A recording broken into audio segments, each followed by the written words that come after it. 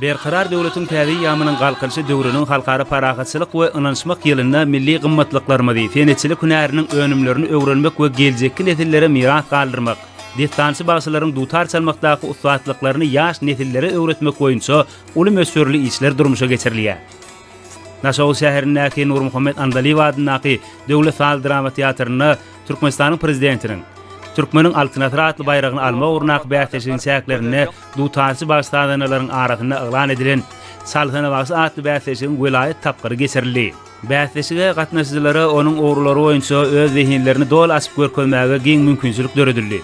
Başlananlaryň dutarda ýerine ýetiren aýdym sahatlary oňa gatnaşyjylarda ýakymly duýgular döretdi.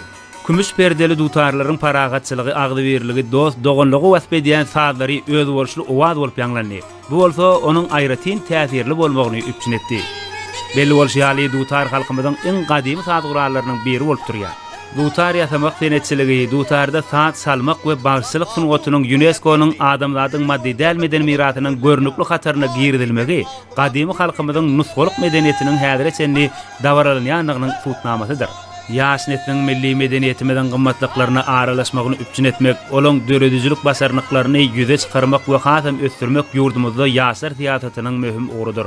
Şoň bilen birlikde döredüjilik bähteşigi, halipaçylyk däplerini berkitmäge, döwürleriň ara baglanşygyny saklamaga, ýurdumyzda uly üns berilýän sanat sunugatyny wagt etmek işine goşmaga gönükdirilendir.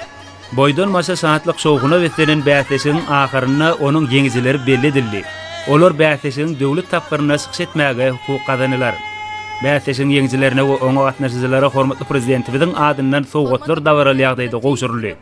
Bähteşige gatnaşanlar türkmen halkynyň milli lideri Gahrman Arkadagymyza, hormatly prezidentimiz Arkadagy Gahrman Serdarymyza alkyş sözlerini aýtdylar.